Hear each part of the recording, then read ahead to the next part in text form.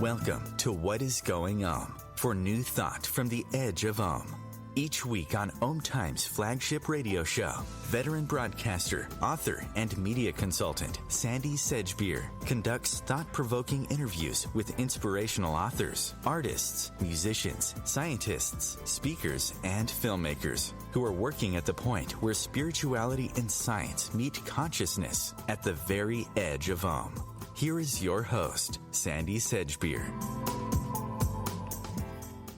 Hello. Now, there's no shortage of books about manifestation. I've read dozens, and I'm sure you have too, many of which simply rehash information that's been around for decades. So I wouldn't blame you for feeling jaded. But the book we're going to discuss tonight is surprisingly different. Royce CHRISTYN is an actor, researcher, writer, futurist, and documentary film director who developed a scripting method of manifestation while still in his teens that proved to be extraordinarily effective in bringing him success in establishing several successful careers in the media. In addition to teaching VIPs around the world how to script and manifest their dreams and desires, Royce CHRISTYN has now published a book called Scripting the Life You Want. Manifest your dreams with just pen and paper, in which he shares the results of his quest to understand the latest science behind how and why manifesting can, and sometimes doesn't, work. Royce CHRISTYN joins me now to share what he learned and to take us step by step through his Scripting the Life You Want method so that you can become what we all have the potential to be, a master manifestor. Royce CHRISTYN, welcome. Thank you so much, Sandie, for having me, and thank you to all your listeners. It's a pleasure to be here. Royce, you were raised very fortunately, in a family of exceptionally conscious women who introduced you to the power of positive thinking and new thought principles very early in your childhood. What was it like to grow up with that knowledge? It's so interesting because I get asked this a lot, but the answer has evolved, I'd say, since I've been talking about it so much recently with the book coming out. When I was younger, it was like anybody else with any sort of, spiritual or religious upbringing. I didn't really know that it was different. My grandmother was very much, I guess you would call her a seer. She was very intuitive, and my whole childhood was, like you said, being raised by her who, she was always teaching me to feel other people and to not respond perhaps as quickly, but to sense emotion and to sense, things that you don't normally expect to hear. When I would get upset because someone would say something, my grandmother's response wasn't some sort of comeback. It was more, well, what were you doing? Or what are you feeling from them? Or what, and learning sort of how to sense other people, which, proved to be very, very helpful as an actor, but this was at a very, very young age. I mean, I started acting at a young age, but, my mother started teaching me this idea of positive thinking when I was probably 3 or 4 years old. Some of my earliest memories are her reading my tarot cards. But what's interesting, a lot of people hear about tarot and they have a lot of opinions, but my mom, she was a double language major, and she majored in psychology in college and Spanish and French, and she was teaching me, all about archetypes. It wasn't just the tarot as some sort of fortune-telling deck. It was, what else does this mean? What's the meaning behind this? And the more I've thought about it over the years, it was such a blessing because they gave me such a fortunate base, like you said. Like the ground that I was basically raised on was full of understanding and knowing that we have a lot more control over our future and our current, if you will, than we are led to believe in modern society. So it wasn't really until I was, I'd say, in elementary school, probably second or third grade, that I realized that this was, it was a little strange, but it didn't dissuade me at all. When most of my friends were going to to Sunday school or synagogue, I would have my Sundays with my mom and my grandma, and we would learn about meditation, or, we would learn about how to write down affirmations. And their teachings were very much about positive thoughts and positive thinking. And I feel so fortunate because of that. But I will say, by the time I was 14 or 15, I was using their methods I started out in theater, and I was very successful at it because of what they taught me. But I also felt like there was a missing piece, which I talk about in the opening of my book. So something happened at the age of 15 that triggered the creation of the tools that you now teach to VIP clients across the globe. Can you share that with us? Yeah, so it's kind of a funny story, only because it was such a simple, small thing, really, and it boggles my mind. And I'm a giant science nerd, and just hearing the introduction to your show made me smile, because it feels like I'm at home. Because that's my entire life. That's my whole love, is this intersection of new thought and science. I mean, I think that's where it all is at. And when I was 15 years old, I was, having a typical 15-year-old friendship issue. And I was stuck in the car with my family. Every summer we would drive to these little barrier islands off the east coast of the U.S. here, off the state of Virginia. And it was about a 4-hour drive, and I was not very happy. And my mom, we've always been very connected. We still are. She could sense me from, 1,000 miles away, and we were in the same car. And she turned around from her passenger seat and handed me a book that she was reading but wasn't really enjoying at all. And it was a book called Excuse Me, Your Life is Waiting by Lynn Grabhorn. It was a New York Times bestseller. And it was about something called the law of attraction. Now, what's really interesting is this was 2003. So we're 4 to 5 years before The Secret brought the phrase, the law of attraction, into the mainstream. And Lynn Grabhorn wrote a book based on a lot of old New Thought principles, the teachings of, Jerry and Esther Hicks. She kind of combined quite a few methods.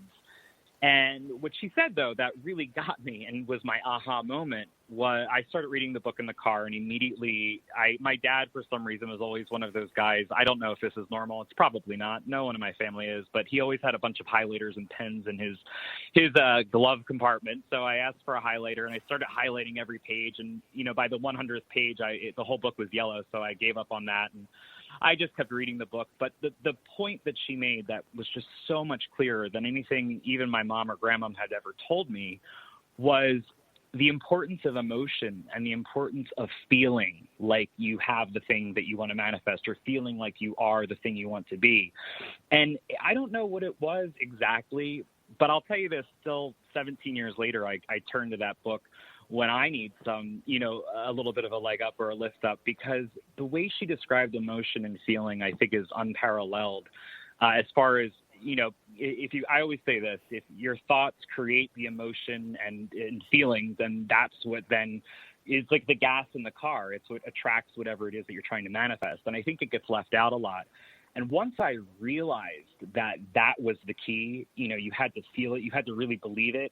And that was easy for me as an actor. But, I had bigger dreams at 15. I wanted to be in Hollywood, and I wanted to be on TV. I loved theater. I adore theater. I still do. But I wanted to be, 3,000 miles away on the other coast, on sound stages instead of theater stages. So I started using her method, and it worked really quickly. It worked right away. And one of the methods that I kind of honed in on and focused on was her version of scripting, which is what most people have heard of.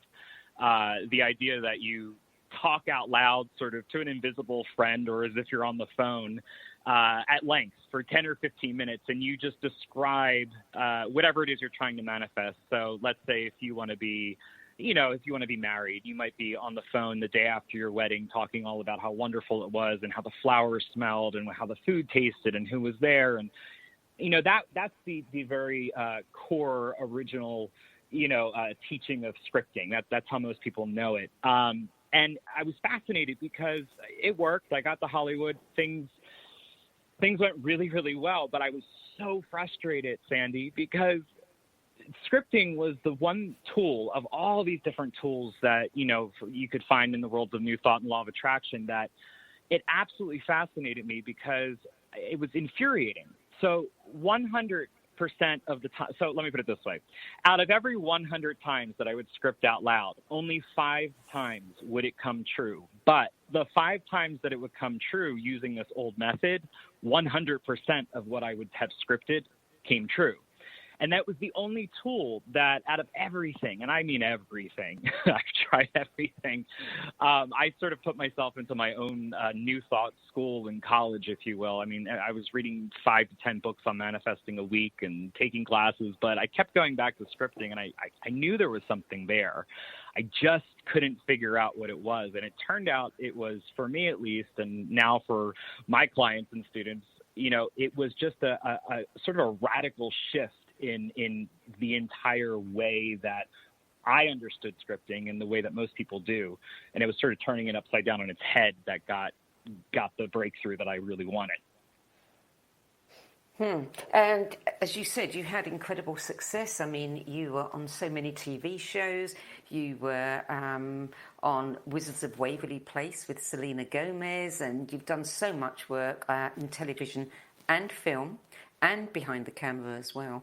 But ever since you discovered the correct way to script, you've been searching for what it uses to operate or how it works. And the science nerd in you has really been looking at the why and the how. And that's I mean, your scripting method is very interesting. But the part that really grabbed me is your deep dive into the science.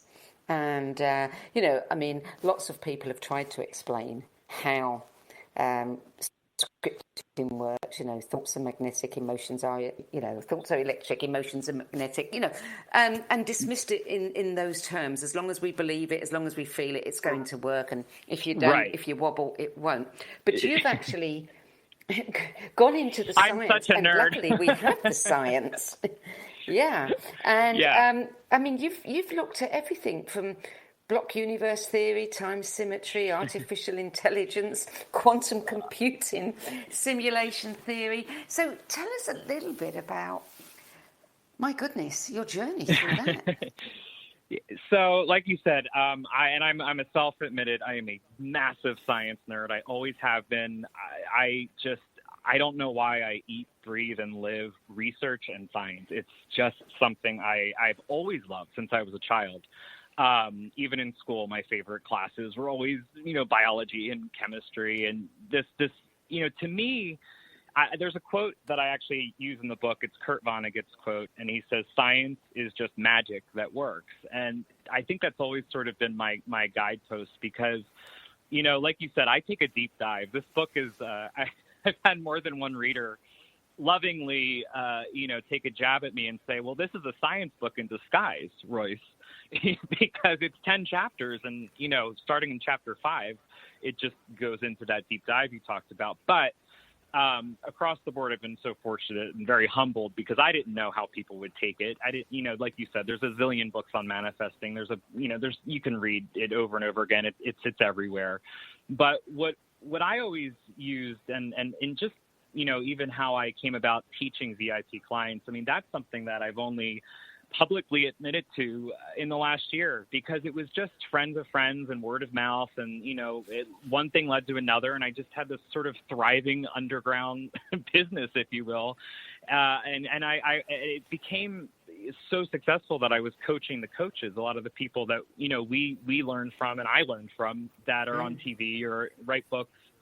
What I was finding so interesting was a lot of times they needed a quick refresher on some of the basics. But what I was researching at the same time was the science of why and how it worked. And what I found was really interesting. And what I discovered was, regardless of what anybody, including me, sometimes might want to say, we, especially in Western culture and Western society, we are raised to believe that science is this core foundational tool. And if you can't back something up with it, then it might as well not exist. Now, I'm not saying I believe that or anybody has to.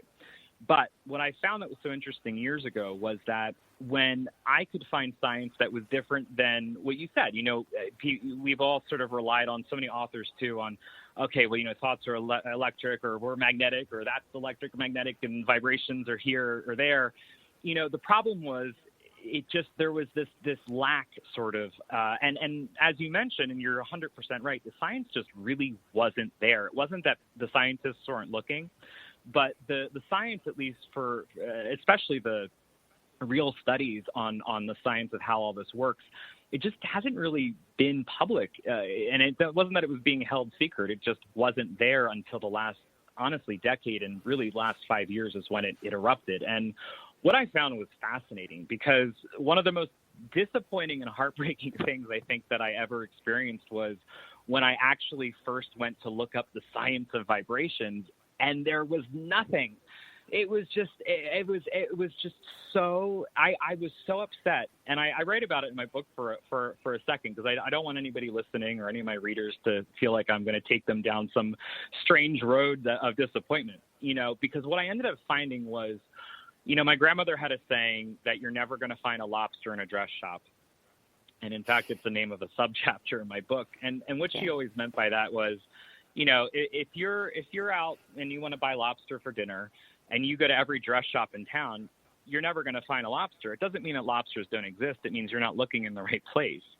And that's what happened with the science, Sandie. It was incredible. I started just on my own jumping into different areas, and I've always been interested in, I respect quantum physics. I love quantum mechanics. I have 12 or 13 pages of the book. I understand it fairly well, I think.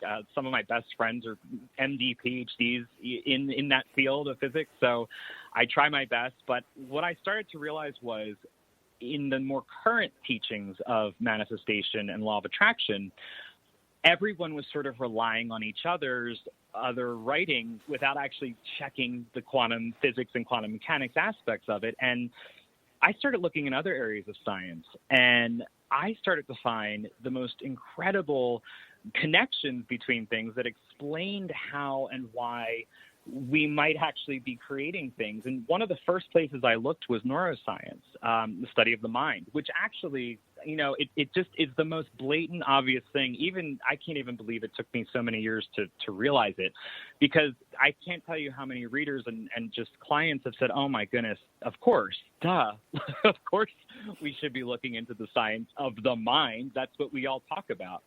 But neuroscience really starts to point to what's happening just right there. We have this clump of neurons at the base of our skull, and it forms something called, and I don't want to turn any listeners off. Please keep listening. I promise you this gets easier.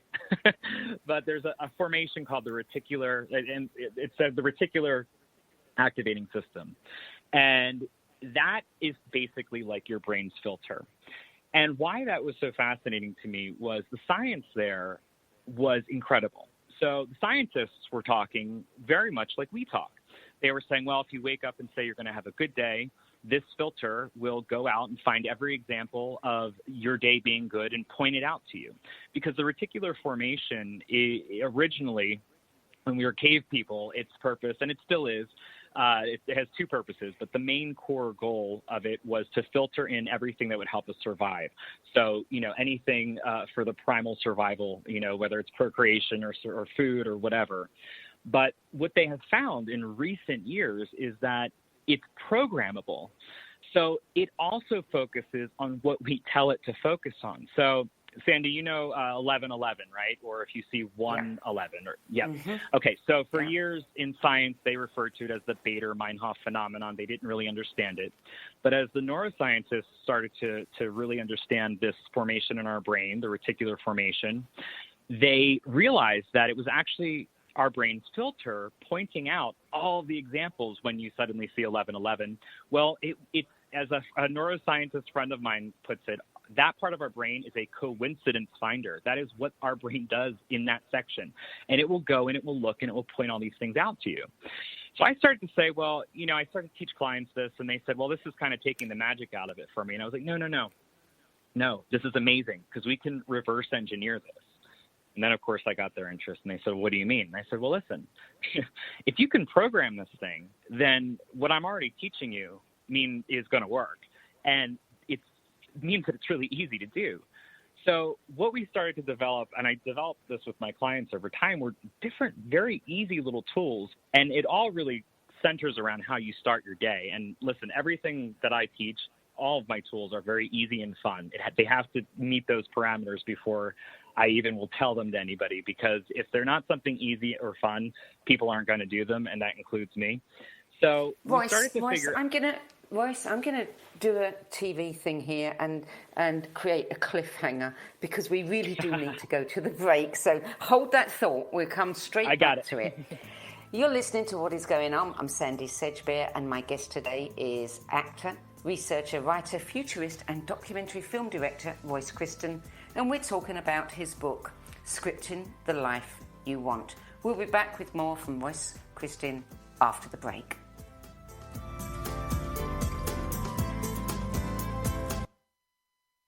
The future of internet radio is here.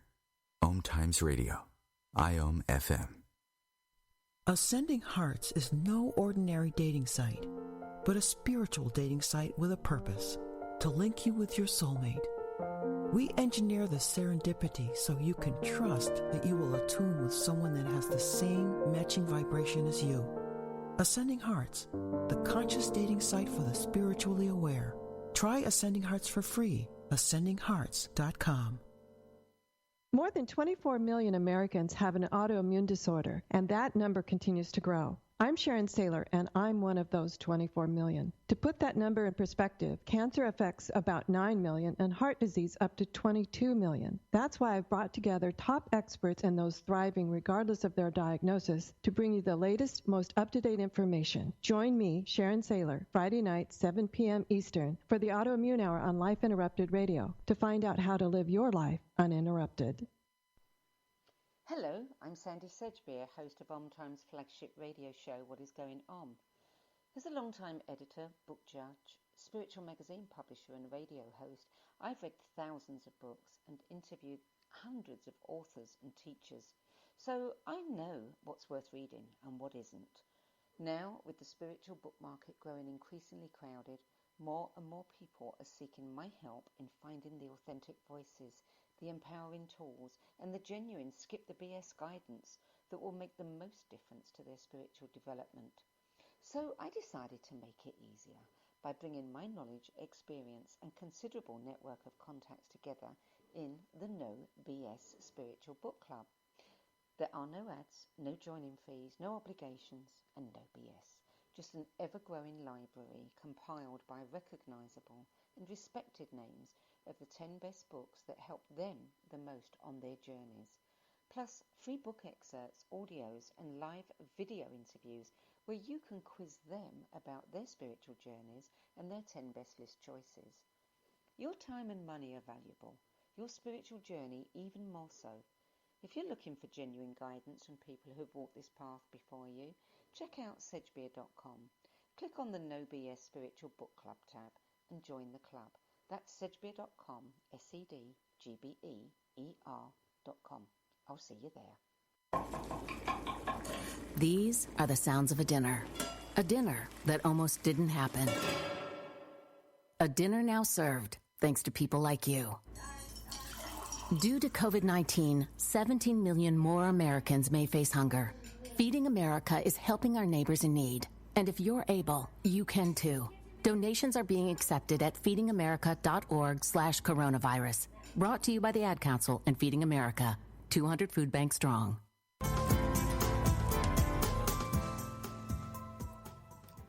Welcome back. Royce CHRISTYN, Reticular Activating System. Go for it.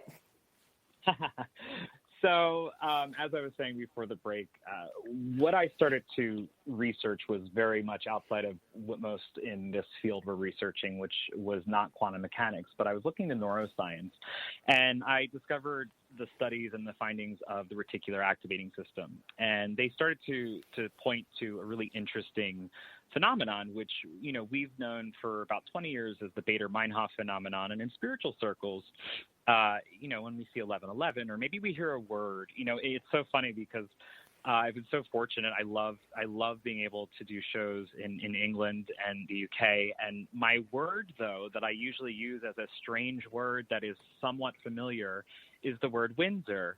And I can't use that as much lately. So you have to think of a word. I was using let's see, penny frothing. There's so many different words you could use, but something that's maybe a little bit odd, or even if we say something like crocodile.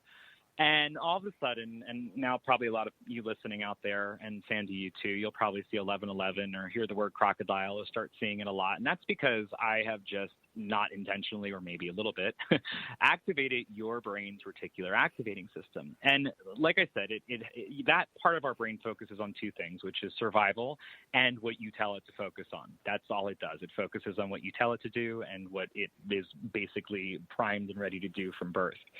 So what I always had taught people was, I brought the process of scripting very down to earth and made it, I took it out of just talking in the air to a stranger. And basically what you do is it's very simple. You write a morning list of wants, which I call your want list, but it's just your desires. And you don't just put your crazy dreams or, all your big things. You're actually going to put some really mundane, normal things, like you just want to have a good day, or if you want to have a great lunch with your mother-in-law next week, whatever it is. But I don't have people write I want.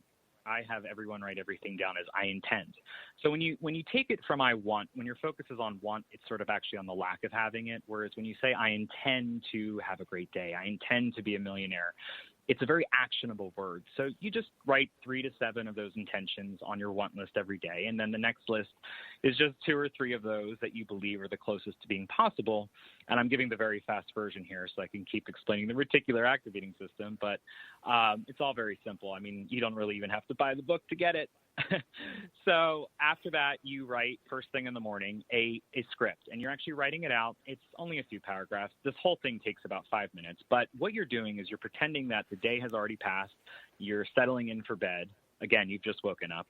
And you're going to write out your day as if you're writing in your journal at the end of the night, and you write it out exactly as it happened. Then you go about your day, have your day. And then at night, you get your real journal. I call it the forensic journal. And you write down whatever actually happened. And what happens is really incredible, Sandie, because within about 2 weeks, 2 to 3 weeks max, the congruency between what you're writing in the morning, which is what you're imagining or hoping will happen, and then what you're writing at night, which is what actually happened, becomes closer and closer until you almost can't tell the difference because they're one and the same. And what you're writing ends up happening, and then therefore what you're writing in your journal at night. And that's, in a nutshell, my process of scripting. But why that worked, we didn't know for years until I started digging into the science. And there's a lot of different incredible scientific studies and theories and things that I write about in my book. But the reason I always start with the reticular activating system is because our brain is like a computer. And it's not the best analogy. I know people use it a lot, but for our purposes, it actually works. And that's because if you start to think of your brain as the most brilliant computer in the world that you can program with any software, any app that you can think of, good or bad, then you start to actually get a really good picture of what you're doing when you're writing your intentions in the morning and you're scripting. If your reticular activating system is what's being activated, and I don't like to call it the RAS or reticular activating system, I just call it the extracom system, extra communication with your own self. But when you're activating that system in the morning, you are actually programming your mind on what to focus on and what to draw your attention to. It's the same exact thing as when you unconsciously perhaps hear crocodile or 1111 and it starts appearing in your reality. And we started to have some really, really amazing manifestations happen because one story I loved, I didn't get to include it in the book, and I've had literally thousands over the years from clients and just my own stories, but actually after the book was already in the editing process, and as you know, Sandie, it takes about 18 months for a book to go from finished to actually out in the bookshelves. And in that time I teach a lot of real estate groups, and just, friends will call me in, or managers, to teach their new hires for the year. And I had a young woman just last year who these are high-end Beverly Hills, $10 million minimum sale real estate agents. These are very, very, elite salespeople, but it's a very high-stress environment. This young woman came to me. She hadn't made a sale all year. She said she didn't know what to do. I said, just try my system. I got you. I've worked with, unfortunately, a lot of different people in her situation. And so long story short, she did the system for 2 weeks, and she always had the same route she would take during her lunch break. She would walk from her office to get coffee down the street. And it's a really nice walk, lots of little shops on Sunset Boulevard and bookstores and little coffee places and whatnot. And 2 weeks into doing her morning exercises with the scripting tools that I just talked about, she passed by a bookstore, and I was advertising a very famous person who most listeners would know. I can't name them for a reason that'll become obvious in 1 minute. And she was a big fan, so they were giving a book talk and a book signing. So she ran in and got to meet the person, and they got to talking, and turned out that he had a giant property that he needed a real estate agent for. It was $11 million, right at her mark, and he ended up hiring her a few weeks later. But what was actually the most stunning thing to her was that she walked by that sign advertising his appearance for 2 straight weeks, actually longer. That sign, she found, that had been up for almost 4 weeks. But because she hadn't been just doing a very subtle programming of her brain to manifest and help her point out all these different opportunities, she would have walked right by that. But it just so happened, like I said, it takes about 2 weeks. She saw the sign, literally, because she had been programming her mind, and she ended up getting that manifestation. So it really starts to draw on the question in a positive way. I think that's really exciting and cool. What things can we add and enhance with our understanding of science? And it goes a lot deeper than that, as you know, because you've read the book and you're a science nerd too, I gather. Indeed.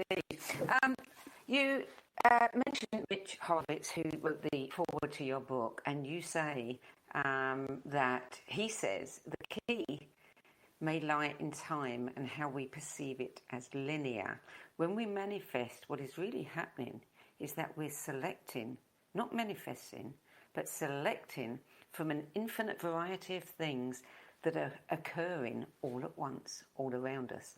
So what you're saying, by enabling that girl to get a little bit more alert to her intentions, even if only in her subconscious, she created or came across an opportunity that she was able to select. Right. And that, you're very clairvoyant, I can tell. See, I don't know if you advertised that, but I had just opened up to my own book, to the page that I love the most, on page 90, which is The Future Affects the Past, which is a direct tie-in to what you just mentioned, that Mitch Horowitz, a dear friend of mine, writes in the foreword about selecting versus manifesting. And this is where it gets really interesting, Sandie, because, I have some clients. I love the clients who have no idea what they want or think they don't, because I already immediately know what they do. And I'll just tell you, if you're out there listening, you say, I don't know what I want. Here's what you want. Here are your 3 intentions. I intend to know what I want. I intend to know what I need. And I intend to take inspired action. There you go. But anyway, I love the clients who just don't believe in the law of attraction, don't believe in manifesting, but somehow they end up at me and they're super successful and they're millionaires and they've manifested incredible things. And I'm going, well, look around you. What have you done? You've done something. You can't say you haven't. And, 9 times out of 10, they love the science. But what gets really interesting, and what for me has just been so exciting, because again, giant science geek, this idea, a lot of times, especially the non-believers, some at first will go, okay, well, good. The science explains it, so I'm just selecting it, and, that's it. I'm not manifesting. But that's, as you know, because you read the book, where things get really, really, really weird in the best way possible in the world of science, because quantum mechanics and quantum physics is fantastic and a wonderful field to immerse yourself in. But there are a lot of other fields of science that are coming out with some incredible studies, like the one I just mentioned about the future affecting the past. And that is an absolutely real statement. You're not mishearing me. I actually, one of my other passions, if you didn't notice, Sandie, is citation and indexing and sourcing my materials. So while I was actually working on this book a few years ago, the Journal of Neuroscience put forth more than one study, but the one that I write about was the most fascinating thing to me, because they had these really powerful MEG, magnetoencephalography machines that were used to study people's brains while they were speaking to each other. And what they were finding was somehow, and this is happening with you and I right now, the studies have actually grown in the last 5 years, but your brain and my brain are picking up on words that the other one is going to say to each other before the individual speaking it knows what we're going to say. So in other words, your brain somehow, and they can read this with these MEG machines, they know what letters look like, and there's all sorts of drawings and images and symbols that come up. And what they started to find was not what they wanted to find or were even planning to, but basically and I think the quote here was that somehow the findings provided evidence that future input determines the perception of earlier speech sounds. So basically our brains know what the other person is going to say before that person knows what they're going to say to us. And these are real studies. So that was a huge, huge indicator that something is wildly wrong. I love studying perception. And wildly wrong, I mean, in the best way possible. When I say that, I mean, that's just more exciting for me because it's more weird science and this isn't even weird science anymore, which is probably the weird part. But there's a professor here in California, Donald Hoffman. He's very famous for his studies in the world of perception. And he's a very straight-laced, buttoned up, he's an evolutionary biologist, he's a neuroscientist, and he was studying the Australian jewel beetle. I won't bore anybody, but basically, after years of thinking he was going to study one thing, he started to study how we perceive our world. And what he discovered, and there's an amazing TED Talk. His name is Professor Donald Hoffman. I recommend people in the book watch it. I recommend anybody out there watches it. He has one and only TED Talk. So it's out there, but it's all about perception. And what he found was that evolution does not favor reality, meaning our perception of reality, and we know we only see 0.003, 35% of what is actually out there. We're seeing such a small sliver. But his findings were interesting because they pointed to a reality that was not just we aren't seeing everything on the spectrum or, in the vibrations or in the sounds or frequencies around us, but that there was a linear or nonlinear time component to what we were experiencing, meaning that when I started to research time, I was shocked to find out that scientists, that the commonly accepted scientific understanding of time is called the block time theory. Now, I didn't learn that in school. Did you? Never. No. And what the block time theory is, and this is an oversimplification, is essentially that all time has already happened. There's a beginning and an end. It's like a giant block. Now, not every scientist agrees with this, but the idea is that we're sort of existing in different periods of this block time. And there's some really great illustrations that my publisher was able to help us get for the book that explain it. But time itself is obviously something I think that we all contemplate, but the science of understanding time and that it's not this rigid thing that we all thought it was started to explain why scripting in the morning, or, I have a longer version, a 10-day script. So, 10 days ahead, why scripting now in what appears to be the present? Why would that come true so perfectly in the future if there wasn't something maybe a little wrong with how we understand and perceive time in the world around us? And it's not a scary thing. It's an exciting thing. You're absolutely right. And, in just the conversation that you've been, the explanation that you've been giving us, you've actually said several things that are very synchronistic with things in my life. And as I was reading your book, I was coming across things that were just so timely to actually see them. It is proof, the whole 11:11 thing. Once you are alert to something, you will keep seeing it all the time. Tell me about emotions. We talked about emotions earlier, and you say they're not as important as we think, so long as we know how to execute the command. And once we have the tool, we don't need to keep flowing intense emotion and feeling toward it. Now, I can actually attest to that, because I've found that nowadays, after practicing lots and lots of visualizations over the years, I only have to say, yes, that would be very nice to have that. And then a few weeks later, it shows up. Yeah, I thank you for saying that, because I was afraid you were gonna. It would have been okay if you disagreed, but yes. So this goes right back to what we started with my mom and my grandmom. They both the big disagreement my mom and I had when I first really started seeing this idea of emotion and feeling was how long you had to keep feeling a certain way. Because my mom said, no. My mom and my grandmother both said, no, yes, you're right. You have to feel it and you have to, get the emotions, but you don't have to keep, because I would just keep going for days or weeks or longer.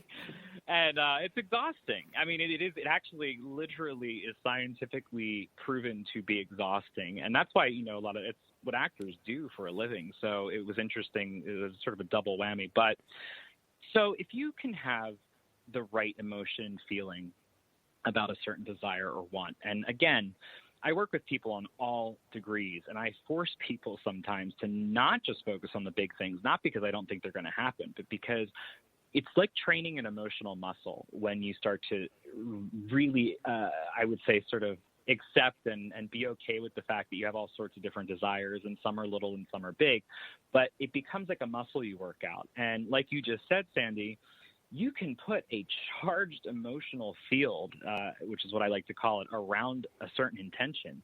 And you don't have to keep that up for days or weeks or months. And a lot of that, and the reason that I actually ended up being okay with what my mom and grandmother said, stubborn Aries that I am, was because the science is there to show us, too, that if you can feel that focus and you can basically put that app or software or program into your mind and into your neurology and into how you are and who you are, you don't have to keep going back to it. You can if it feels good. But the point is that if you can get basically one laser-focused charge at the correct intention, like you said, that's all you need. And things will start coming in way quicker than you ever thought possible.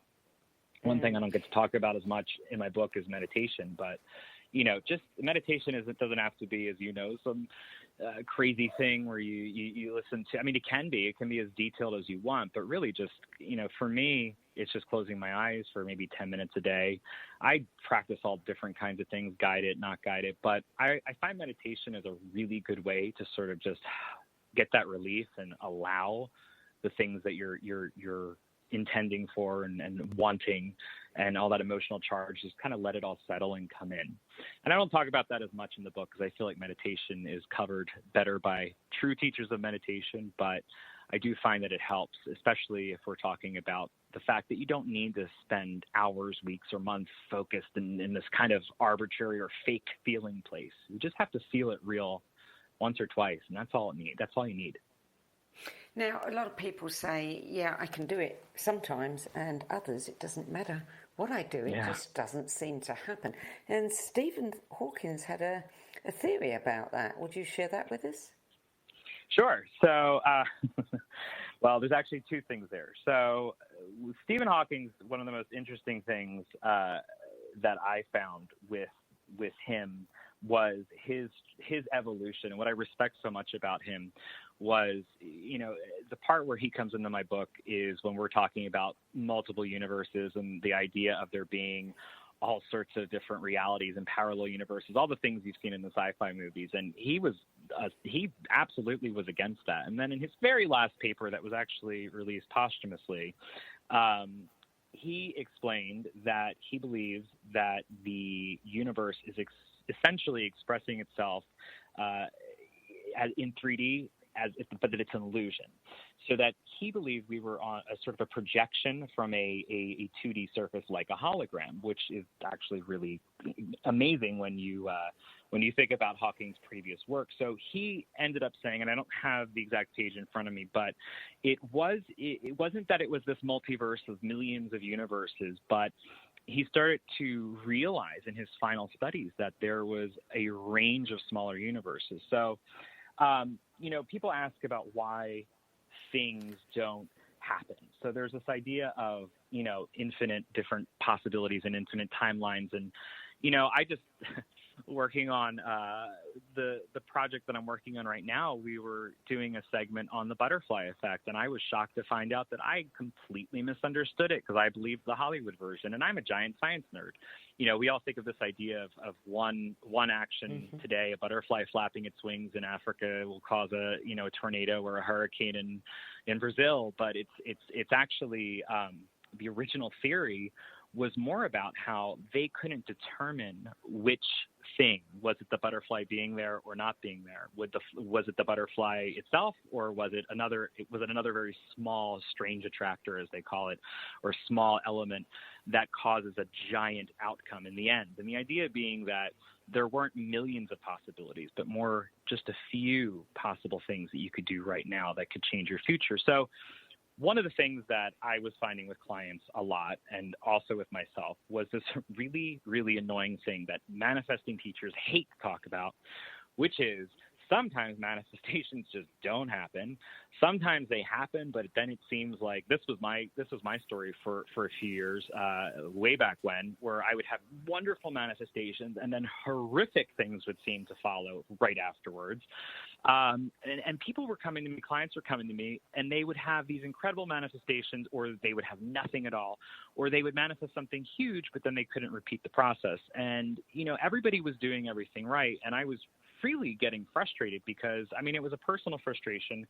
And as you can imagine, and as you know, you've been in this world long enough, and I mean this world of new thought, that that it's just something people don't like to talk about, especially the teachers, because, unfortunately, and, it is what it is. It's a money thing too sometimes. You don't want to say, oh, this doesn't always work. But I was determined to figure out why, because when you see something work that often and you have so many examples and so many thousands of cases in front of you, you start to wonder what the heck's going on. And I started to notice a pattern. And the pattern seemed to be that the weird things or bad things that would manifest in really great manifestors' lives were always very odd to me, because they weren't things that the manifestor themselves or the client was actively thinking about. There was no correlation that I could find. And that actually turned out to be the key. And what I discovered was the science of memetics. Now, you've heard of memes. I know you read the book. Now, everybody out there, I also do not feel anything but just excitement at hearing this, because when I first read the word memetics and then saw the word meme, I thought of those silly drawings or cartoons online you see on Facebook or wherever, because that's what people call memes. And yeah, that is a meme. However, going back 40 years and actually longer in different branches of science, but the most modern incarnation of this scientific realm of study of memetics, it far surpasses the internet, and it has nothing to do with these little pictures. Controversial evolutionary biologist Richard Dawkins came up with this incredible idea that perhaps it wasn't just genes and evolution or biological evolution that was contributing to what we now know as our life and our world, but perhaps there was a cultural equivalent, a unit of culture, just like a gene is a unit of biology. Perhaps there was a unit of culture that also evolved, and that's where this idea of memes came from, which is from the Greek word mimeme, which means to imitate. And what I found was mind-blowing. I have a whole chapter devoted to it. I've written lots of articles that anybody out there can access online, because I think it's so important for people to know about. But basically, this renaissance, if you will, I call it the renaissance of memetics, happened in the 1990s. And there's 13 or 14 wonderful books still in very high circulation about this science of cultural evolution. But it explains everything that we can't explain with biology. So, for instance, why we enjoy going to the opera or building a theme park, that has nothing to do with survival. Memetics are everything from really positive aspects of our society and our culture to very negative aspects. And basically, if you think of a meme as a thing, it's a unit of culture that is spread through imitation. So communication, words, ideas, TV, or the internet. And what was so fascinating reading back, especially in the late 80s, early 90s, these books before the internet revolution, was almost every one of these authors was saying, this idea of these viruses. They started calling memes viruses of the mind because they spread like a virus, and they seem to have. And this isn't anything. I don't want anybody out there to be afraid because it's nothing scary at all. It sounds scary. They picked I would have picked a different maybe analogy, but this is what the scientists chose, so I'm going to respect their choice to call it a virus of the mind. But we all have mind viruses, and some are good and some are bad. But the idea being that the reason they chose virus was because the only goal a virus has is to replicate. It doesn't care about its host.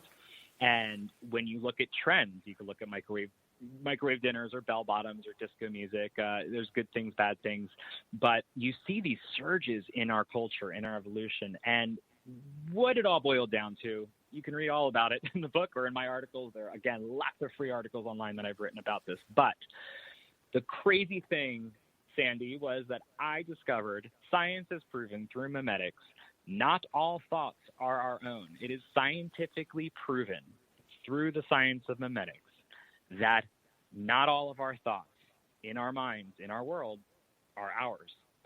They come from other people. They come from media. They come from the internet. Well, guess what? If you read any book going back thousands of years, any text on the idea of creating your own reality, what do they all start with? Thought. Every single one of them. Whether they go into meditation after that, or they go into feeling, or they go into affirmations, or we're talking new thought or the law of attraction. Thought creates the feeling and emotion that creates the attraction. Well, hold on a minute. This is why people are manifesting some really weird things in their lives. This explained, memes and memetics explained everything. Yes. And once I figured it out, it was like I was the rock star of Hollywood as far as clients went, because I figured out not only how to fix this problem, but also it is very, very easy to clear out any negative memes. And that's the craziest thing. We can basically receive these memetic, ideas and these thoughts that aren't our own, and they just sort of sit there. We don't really even know they're there, and they're not even in our subconscious. That's the craziest part. And it all ties back to neuroscience, which we talked about in the beginning. But the main point that I want to make here is that, for anybody out there who maybe has had manifestations that they've worried about, or, that they've just had really good luck or really bad luck, like I was having when I was younger, understanding memetics and all of the science really that I talk about. And again, my book is not very long. It's 198 pages. It's, I think, a very easy read.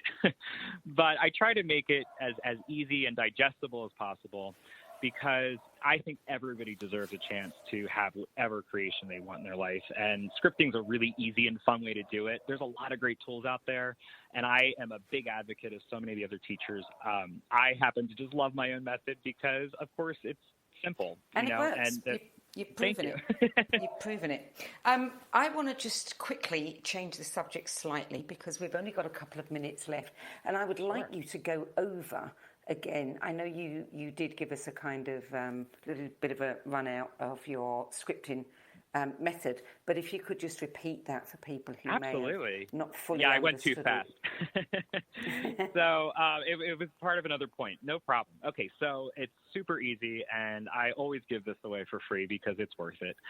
So all you need is a notebook and a pen. You can use your phone. A lot of smartphones have free notepad apps, or you can use your Microsoft Word or whatever you want to use. It is so flexible. I've had people use everything. So in the morning, you're going to wake up and, brush your teeth, do whatever you have to do, but do not look at your phone. Do not read the news. Don't turn on the TV. Don't do it. That's a big no-no. Before you do any of that, so just get up, brush your teeth, come back into your bed or your dining room table or whatever, and have your notebook and pen or whatever your virtual notebook is or digital notebook. And you're just going to write at the top of the page, want list, W as in Wiley, W-A-N-T, want list, and the date.